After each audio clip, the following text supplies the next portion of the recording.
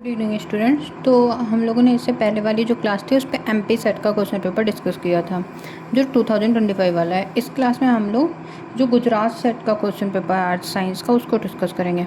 अगर आप लोगों को चाहिए कि जो सेट का फर्स्ट पेपर होता है उसकी भी लेक्चर स्टार्ट करें तो वो जैसे ही कोई सा सेट आता है उसके हम लोग स्टार्ट करेंगे, इसलिए अभी तब तक हम लोग अपना सब्जेक्ट का बेस बना लेते हैं। ओके, और इसके बाद में जैसे ही एमपी का या फिर गुजरात का सेट आता है तो हम फर्स्ट पेपर को कवर करा देंगे। फर्स्ट पेपर बहुत ईजली कवर हो जाता है। ओके, सो उसके आगे का हम लोग डिस्कस करते हैं। ये 2019 का क्वेश्चन पेपर है। किसी भी क्वेश्चन में आपको डाउट लगता है, कोई भी क्वेश्चन आपको लगता है कि आपके अकॉर्डिंग कोई और ऑप्शन होना चाहिए था, सो आप कमेंट में बता देना। ओके, सो चलो लेट्स स्टार्ट। इस पर आपके 200 मार्क्स का होता है ये, और इस पर कोई भी नेगेटिव मार्किंग नहीं होती। तो ये रहा आपका क्वेश्चन पेपर। दोनों लैंग्वेज में आता है। गुजराती जो होती है उसको जो बोलते हैं गुजराती आई थिंक बोलते हैं उसमें, और इंग्लिश में। सो हम जैसे अदर स्टेट वाले हैं तो उसके हिसाब से हम लोग इंग्लिश में उसको पढ़ते हैं। सो फर्स्ट क्वेश्चन है, original composition of the most of the molluscan shell is made up of. जो मोलस्का है उनकी जो सेल है उसका ओरिजिनल कंपोजिशन क्या होता है। आपको इस वर्ड पर ध्यान देना है कि ओरिजिनल कंपोजिशन पूछा गया है, मतलब जब वो लिविंग ऑर्गेनिजम्स थे तब। तो इसका क्या होगा आंसर, एरागोनाइट। एरागोनाइट क्यों होगा, तो जो मोलस्का की सेल हैं वो क्या होती हैं, एरागोनाइट की बनी होती हैं। पर ये क्या है, polymorph of calcium carbonate, polymorph of CaCO3। Okay, और ये क्या है, मेटा स्टेबल कंडीशन में रहता है और ये चेंज हो जाता है during the diagenesis, change into calcite. क्योंकि कैल्साइट क्या है, मोर स्टेबल फॉर्म है और हमेशा ही कोई भी चीज़ है वो स्टेबिलिटी गेन करने की कोशिश करती है। ओके, तो जो एरागोनाइट का कंपोजिशन है वो कैल्साइट में चेंज होता है during the process of diagenesis, during diagenesis. So जो फॉसिल सेल है वो अगर पूछता है यहाँ पर कि प्रेजेंट किस कंडीशन में मिलेगा तो ऑप्शन होता है हमारा कैल्साइट, पर उसने क्या पूछा है कि ओरिजिनली किस कंपोजिशन में होता है, सो इसका करेक्ट आंसर हो जाएगा हमारा एरागोनाइट। सो कैल्साइट क्या, अगर ऑप्शन हम लोग देखें तो कैल्साइट क्या होगा, ओरिजिनल कंपोजिशन नहीं होगा, रिक्रिस्टलाइज होगा ड्यूरिंग फॉसिलाइजेशन। तो इसको बोल सकते हैं ड्यूरिंग फॉसिलाइजेशन बनेगा हमारा। डोलोमाइट भी नहीं हो सकता है क्योंकि जो सेल मटेरियल है उससे नहीं बनता है। सिलिका से भी नहीं बनता है। सिलिका से बनता है कौन सा, रेडियोलेरियन एंड जो डायटम्स होता है उनका जो कंपोजिशन होता है वो सिलिशियस कंपोजिशन होता है, और एरागोनाइट हमारा आंसर ही हो गया। अब जो मोलस्का है, मोलस्का में क्या क्या होता है, सो मोलस्का में 3 चीज़ें होती हैं। फर्स्ट वन होता है गैस्ट्रोपोडा, सेकेंड होगा बाइवाल्विया, एंड थर्ड वन होता है आपका सेफेलोपोडा या सेफेलोपोड्स भी बोल सकते हैं। अब जो एरागोनाइट और कैल्साइट है इनमें डिफरेंस क्या होता है, तो जो एरागोनाइट होता है ये किस में होता है, ऑर्थोरोम्बिक क्रिस्टल सिस्टम में, और जो कैल्साइट है ये किस पे होता है, जो हमारा ट्राइगोनल क्रिस्टल सिस्टम होता है, ट्राइगोनल क्रिस्टल सिस्टम में क्रिस्टलाइज होता है। जो मोलस्का की सेल है वो क्या होंगी, मोस्टली एरागोनाइट से बनी होती हैं। अगर ब्रैकियोपोड पूछता है, ब्रैकियोपोड्स, तो क्या होगा, कैल्साइट से बनी हुई होंगी। जो कोरल है वो किससे बनी होती हैं, एरागोनाइट से भी बनी हो सकती हैं। जो डाइजेनेसिस प्रोसेस है ये आपको हमेशा याद रखना है कि वो एरागोनाइट को चेंज कर देती है इन कैल्साइट। ओके, देखो जब आप PYQ डिस्कस करते हो ना इतना होलिस्टिकली तो आपका फ़ायदा क्या होता है, इससे हम लोग के कितने क्वेश्चन हम लोगों ने एक क्वेश्चन से डिस्कस किए। सो कंपेयर टू थ्योरी जब आप क्वेश्चन सॉल्व करते हो उसमें आप ज़्यादा अच्छे से रिवाइज कर पाते हो चीज़ों को, इसलिए कोशिश किया करिए क्वेश्चन अटैम्प्ट करने की। ओके, सो नेक्स्ट क्वेश्चन है, the hinge type in bivalves having short teeth arranged in straight or chevron patterns slightly inclined and ventrally convergent situation along the edge below umbo is known as। तो इसको क्या बोलते हैं? टेक्सोडोंट type डेंटिसन बोलते हैं। सो लैमेलिब्रैंकिया जो होते हैं, लैमेलिब्रैंकिया को क्या बोलते हैं हम? बाइवॉल्विया बोलते हैं। बाइवॉल्व्स को हम बोलते हैं लैमेलिब्रैंकिया। इसको एक और नाम देते हैं प्लेसिपोडा। बाइवॉल्व लैमेलिब्रैंकिया क्योंकि लीफ लाइक गिल्स होते हैं, प्लेसिपोडा क्योंकि प्लेन लाइक फुट होते हैं, और बाइवॉल्विया क्योंकि दो वॉल से मिलकर बना होता है। जो टेक्सोडेंटिसन होता है वो क्या क्या रहता है उसमें numerous small similar teeth arrange होते हैं इन रो में अलोंग द हिंज मार्जिन। जो हिंज होता है मैक्सिमम जो पॉइंट जैसे फोल्ड में होता है ना हिंज कर्वेचर का मैक्सिमम पॉइंट, वैसे इसमें भी जो जहाँ से कनेक्ट होता है उसको हिंज बोलते हैं। और जो टीथ हैं वो कैसे होंगे? शॉर्ट होंगे, हैविंग शॉर्ट टीथ होंगे, और पैरेलल टू स्लाइटली इंक्लाइंड होंगे, स्लाइटली इंक्लाइंड, और अरेंज होंगे चेवरॉन पैटर्न में। ये इसका करेक्टरिस्टिक हो गया कि चेवरॉन पैटर्न में होंगे। सो टेक्सोडोंट। अब जो साइजोडोंट है वो क्या होते हैं? स्प्लिट टीथ होते हैं, स्प्लिट टीथ। और ये किन में मिलता है? मोस्टली जो फ्रेश वाटर फॉर्म है हमें मिलेगा। टेक्सोडोंट ये प्रिमिटिव है, बाइवॉल्व हिंज और बहुत सारे स्मॉलर टीथ होते हैं। आइसोडोंट की जो हिंज है वो कंटेन करती है 2 equal large teeth. So hinge contain 2 large equal teeth. पेसिडोंट में क्या होता है कि थिक हिंज जो है वो थिक और ब्लंट टीथ जो होते हैं उनको कंटेन करती है। So hinge has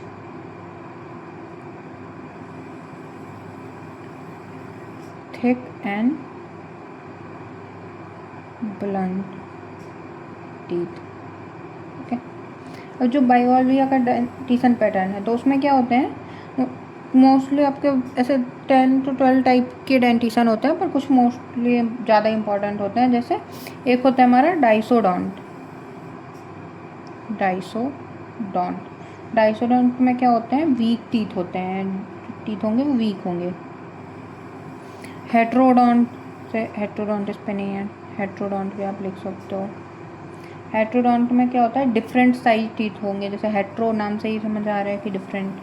so different type teeth. Okay. So heterodont मतलब हो गया कि डिफरेंट टाइप के टीथ होंगे। आइसोडोंट मतलब हो गया कि इक्वल टीथ होंगे, और पैकिडोंट मतलब थिक टीथ होंगे। साइडोंट मतलब स्प्लिट टीथ होंगे। ठीक, तो ये हो गए डेंटिसन के कुछ इंपॉर्टेंट। ये सारे नहीं हैं बट कुछ इंपॉर्टेंट हैं।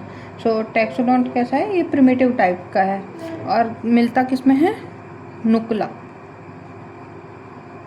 इसका एग्जाम्पल नुकुला टाइप के में मिलता है।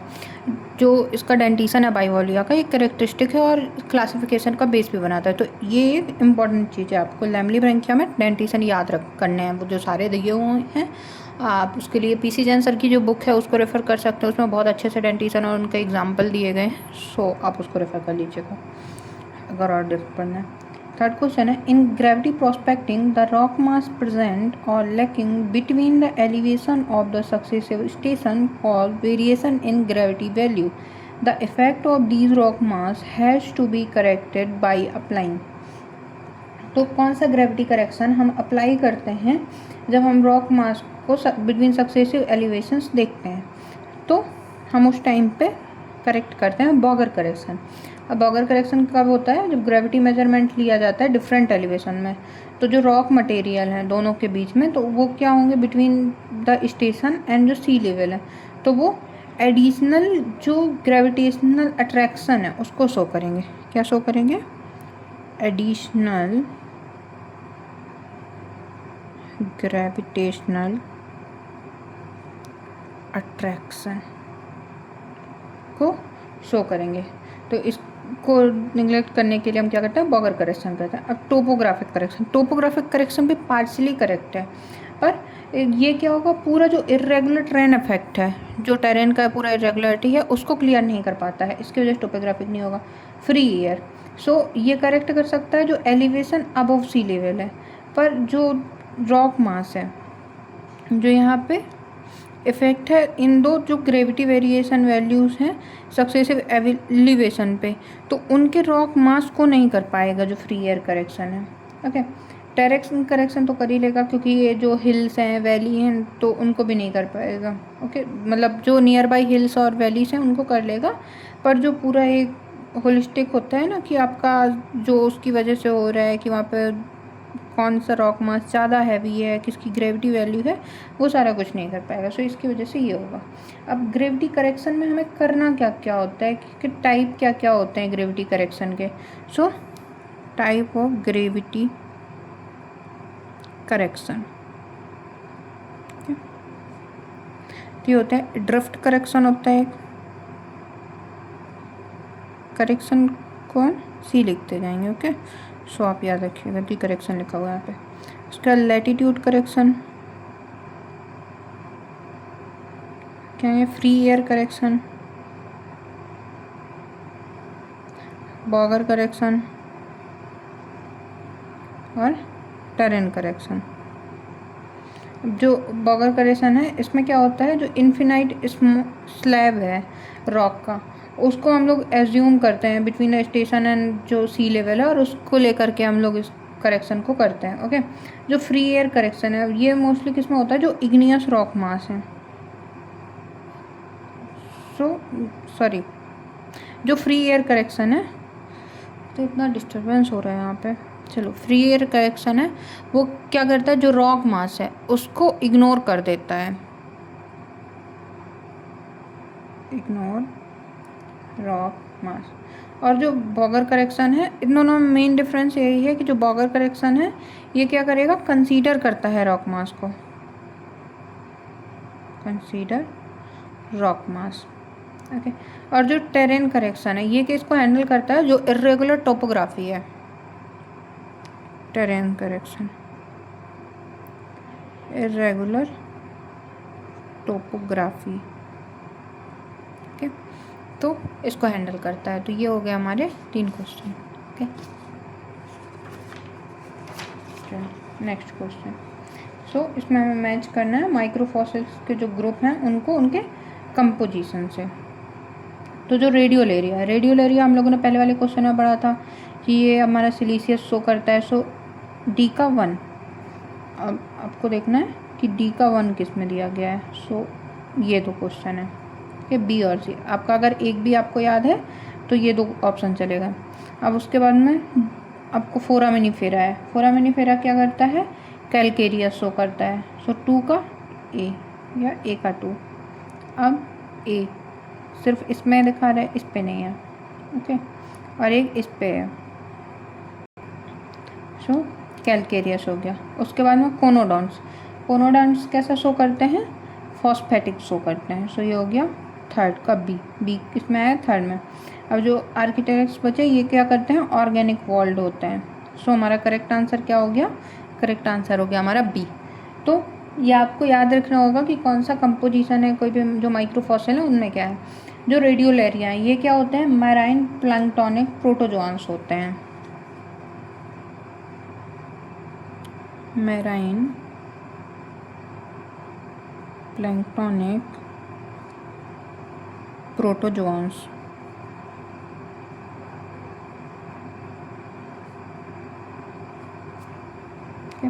फोरामिनीफेरा है, इनका टेस्ट क्या होता है, कैलकेरियस होता है, और ये जो बायोस्टेटिग्राफिक इंडिकेटर है उसकी तरह कार्य करते हैं। सो एक्सीलेंट बायोस्टेटिग्राफिक इंडिकेटर्स। फोरामिनीफेरा कुछ और भी इंडिकेट करते हैं, याद करके आप बताइएगा। ओके, हम आपको ऑप्शन देते हैं, गोल्ड, पेट्रोलियम, कोल, आयरन। ओके, आपको बताना है किसको करते हैं। अब कोनोडोंट्स, कोनोडोंट क्या है, टूथ लाइक होते हैं, टूथ लाइक, और इनका कंपोजिशन क्या होता है, फॉस्फेटिक कंपोजिशन का होता है। ये किस में इम्पॉर्टेंट है, जो पेलियोजोइक स्ट्रेटिग्राफी है उस पर, पेलियोजोइक स्ट्रेटिग्राफी है इम्पॉर्टेंट है हमारे।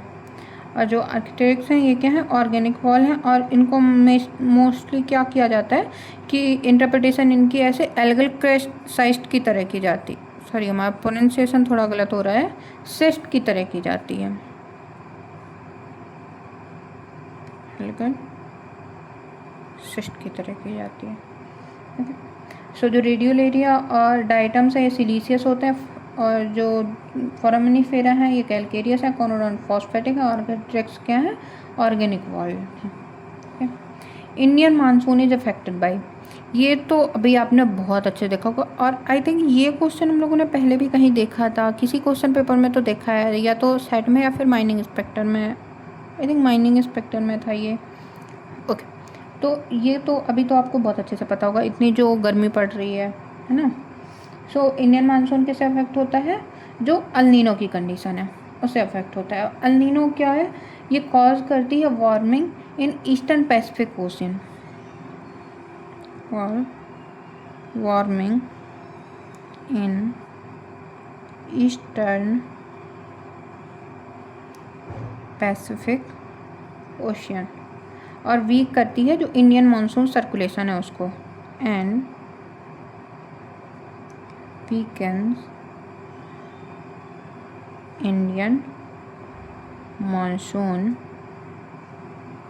सर्कुलेशन। ओके, तो जिसकी वजह से मोस्टली क्या इफ़ेक्ट होते हैं इसके, अगर हम इफ़ेक्ट देखें तो यहाँ पे ड्रॉट की कंडीशन होगी, जो सूखा है उसकी कंडीशन आ जाएगी, रेनफॉल रिड्यूस्ड हो जाएगा,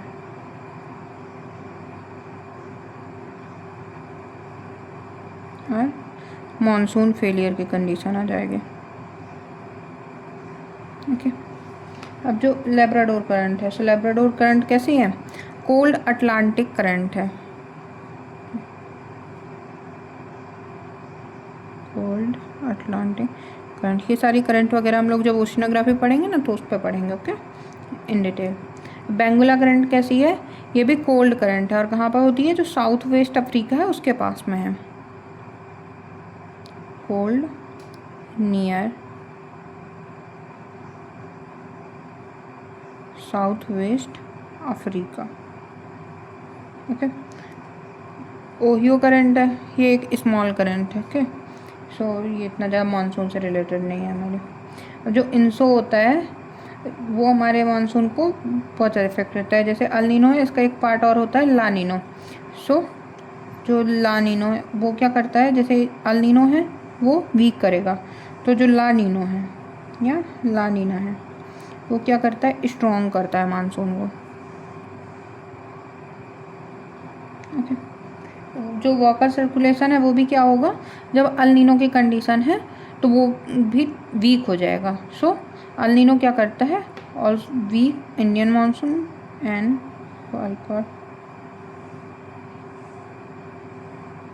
सर्कुलेशन। ओके, सो अंसो क्या ये जो इंसो है ये क्या है, ग्लोबल फिनोमेना होता है, और हमारे यहाँ की जो एग्रीकल्चर है वो किस पे डिपेंड होता है, हाईली डिपेंड होता है हमारा जो मॉनसून पीरियड है उस पर। Okay, next question, which radio isotope is used in cosmogenic dating methods. वो कॉस्मोजेनिक जो डेटिंग मेथड होता है उस पर हम हमेशा बेरिलियम 10 का यूज करते हैं। ओके, सो अदर जो ऑप्शन उनको देख लेते हैं, जो यूरेनियम 238 है, थोरियम 238 है, और बेरिलियम 10 है, तो इनमें से बेरिलियम 10 जो है उसको कॉस्मोजेनिक में करते हैं, और जो एल्यूमिनियम 26, क्लोरीन 36 इनको भी करते हैं हम कई बार कॉस्मोजेनिक मीडियम में। और ये कॉस्मोजेनिक न्यूक्लियाइड्स प्रोड्यूस कब होते हैं, सो कॉस्मोजेनिक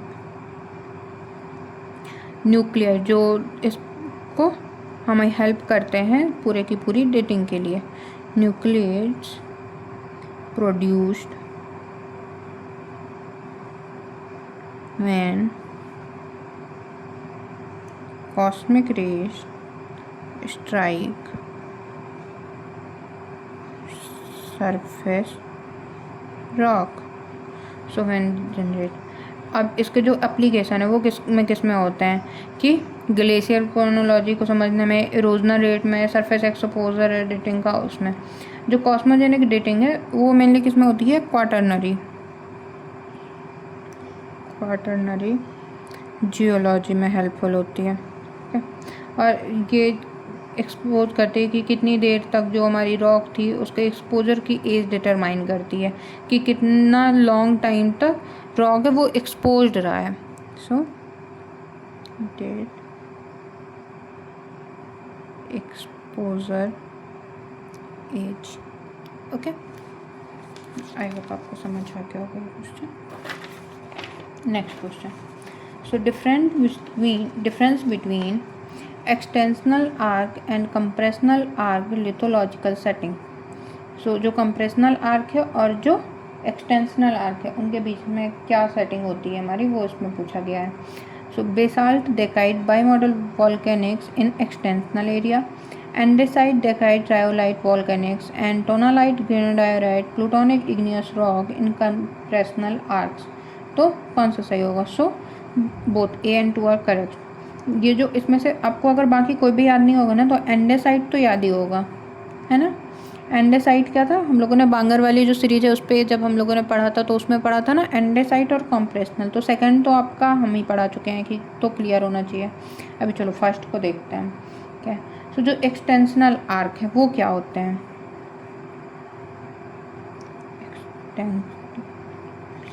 आर्क ये एरिया होते हैं जो कि एसोसिएटेड होते हैं area associated with crustal thinning, bimodal volcanics,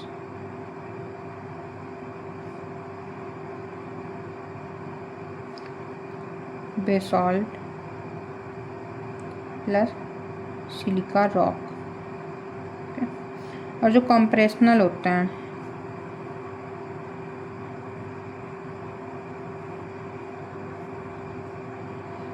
compressional ये क्या होते हैं? सबडक्शन का एरिया होता है। एंडेसेटिक मैग्नेटिज्म यहाँ पे पाया जाता है।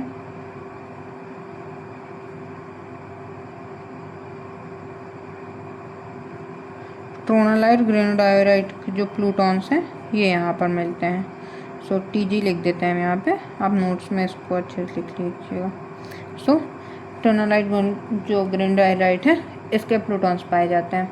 अब जो आर्क मैग्नेटिज्म है इसका मतलब क्या होता है कि ये जनरेट होते हैं जो भी आपका आर्क का फीचर है। ओके, एक्सटेंशनल में क्या होता है? फोर्स पुल अपार्ट वाला होता है, और कंप्रेशन में क्या होता है? दोनों पास आ रहे होते हैं। सो जो एक्सटेंशनल आर्क है वहाँ पे फीचर क्या क्या जनरेट होते हैं, इसी पे आप चाहो तो और ऐड कर सकते हो चीज़ें कि यहाँ पे रिफ्ट लाइक एक्सटेंशन होगा,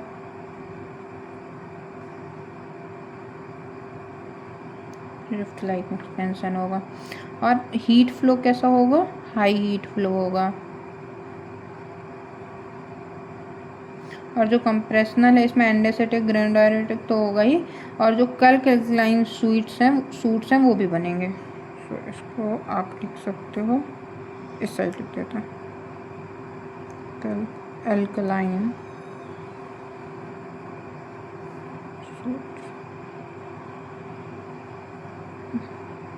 जो एंडेसाइट है ये कैसी रॉक होती है? जो वोल्केनिक रॉक है वो है। और टोनालाइट कैसी रॉक है? जो टोनालाइट और ग्रेनाडायोराइट है ये कॉन्टिनेंटल आर्क जो बनते हैं, जो सबडक्शन जोन पे कॉन्टिनेंटल आर्क बन रहे होते हैं उन पे पाई जाती है। सो ये हो गया कैरेक्टरिस्टिक। अब इन दोनों कैरेक्टरिस्टिक के अकॉर्डिंग देख सकते हैं कि जो ऑप्शन नंबर ए है वो सही है हमारा। Which of the following stresses can change shape of a body without altering the volumes? बिना वॉल्यूम चेंज किए हुए बॉडी का शेप कौन सा फोर्स हमारा चेंज कर देता है? तो इसका सही आंसर है शियर फोर्स। अब शियर फोर्स क्यों करता है? तो शियर फोर्स चेंज अप्लाई करके शेप चेंज करता है, change shape not volume. Okay, ये क्या होता है जो डिस्टॉर्शन भी कॉज करेगा, क्योंकि यहाँ पे एंगुलर डिफॉर्मेशन भी होता है, और डिस्टॉर्शन और एंगुलर डिफॉर्मेशन। ओके, अब जो कंप्रेशनल फोर्स है, वो कंप्रेशनल में क्या होता है, पास ला रहे हैं, आपके पास में एक स्पॉन्ज है जिसको आप कंप्रेस कर रहे हो, तो उसमें क्या होगा, उसका साइज जो है वो डिक्रीज कर जाएगा। कोई भी स्पॉन्ज लाइक बॉडी मानो आप अगर, तो जैसे ही आप कंप्रेशन लगाओगे तो क्या होगा, रिड्यूस करेगा वॉल्यूम को, ये रिड्यूस करेगा। अब टेंसाइल लगाएंगे, टेंसाइल में क्या होगा, आपके पास कोई ये बॉडी है, इसको आपने यहाँ से फोर्स लगाया तो इसका वॉल्यूम क्या होगा, एक्सटेंड कर जाएगी ये बॉडी, और वॉल्यूम भी चेंज हो जाएगा। जब बॉडी हमारी एक्सटेंड कर रही है तो कुछ तो चेंज आएगा ही, सो बॉडी एक्सटेंड कर जाएगी। पॉइजन्स रेशियो तो मटेरियल की प्रॉपर्टी नहीं होती है। तो स्ट्रेस कितने टाइप के होते हैं, 3 टाइप के होते हैं, कंप्रेशनल, टेंसाइल और शियर स्ट्रेस। शियर स्ट्रेस से होता क्या है, जनरेट क्या करेगा शियर स्ट्रेस हमारा, ये जनरेट करेगा फोल्डिंग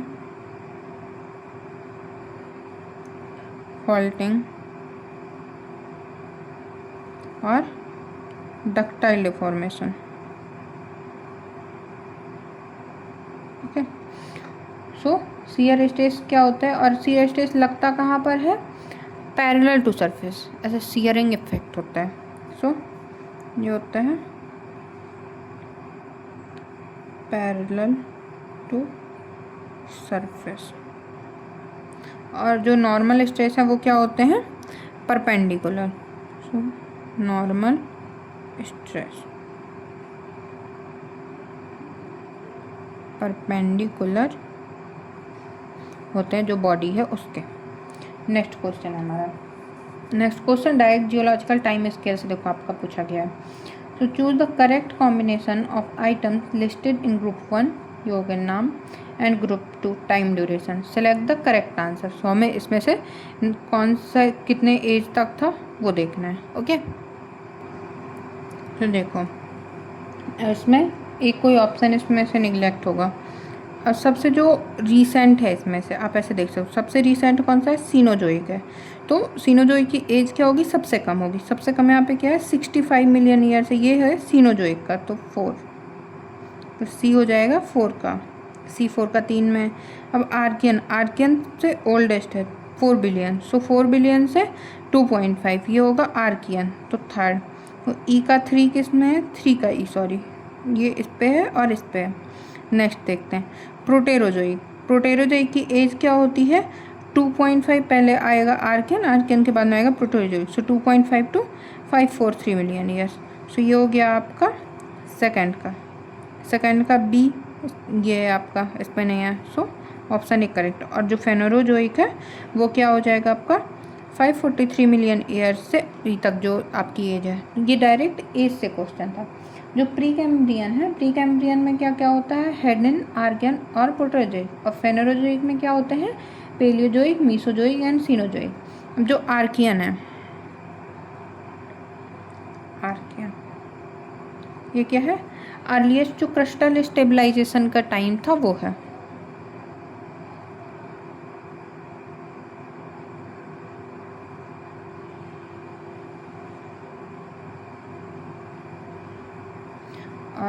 जो प्रोटेरोजोइक है इस पे क्या है, ऑक्सीजनेशन का इवेंट हुआ।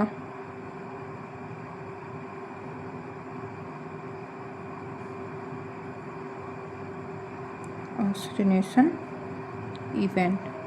फिर जो फेनोरोजोइक है इस पे क्या आई, लाइफ आई।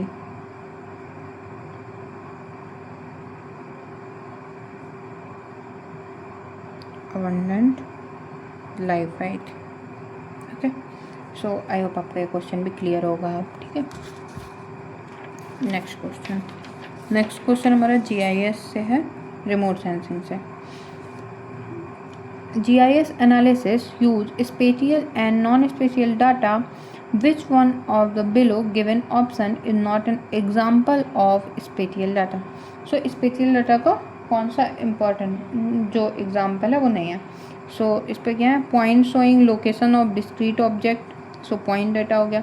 लाइन शोइंग लीनियर और रूट फीचर्स यानी line. Polygon representing the area occupied by perpendicular जो पर्टिकुलर वेरिएबल्स, सो पॉलीगॉन हो गया। और टाइम ऑफ पर्टिकुलर इवेंट, तो ये हो गए स्पेस को कोई ना कोई स्पेशियल जो हमारी वैल्यू है उसको शो कर रहे हैं, पर जो टाइम है ये हमारा एक एट्रीब्यूट डाटा है। सो दोनों में डिफरेंस क्या होता है, जो स्पेशियल डाटा है कहाँ है स्पेशियल डाटा, तो ये क्या रिप्रेजेंट करता है, geographic location, send geographic location. Okay, so point, line, polygon ये सारे के सारे क्या कर रहे हैं, एक जियोग्राफिक लोकेशन को दिखा रहे हैं, कोई भी डिस्क्रीट ऑब्जेक्ट को, रूट को, या फिर कोई भी वेरिएबल एल यूज है या फिर सिटी है उसको। पर जो ये है टाइम ऑफ इवेंट, ये क्या है, नॉन स्पेशियल है या फिर एट्रीब्यूट डाटा है।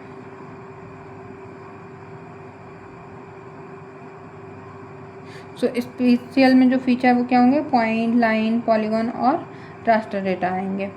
फिर इस जो स्पेशियल डेटा है ये इसमें क्या होते हैं, कोऑर्डिनेट्स भी होते हैं। कोई भी जियोग्राफिकल जगह आप अगर देखोगे तो उस पर क्या होंगे, कोऑर्डिनेट्स होंगे। और जो एट्रीब्यूट डाटा है ये क्या करेगा, डिस्क्राइब करता है किसी चीज़ की प्रॉपर्टी को, डिस्क्राइब प्रॉपर्टीज।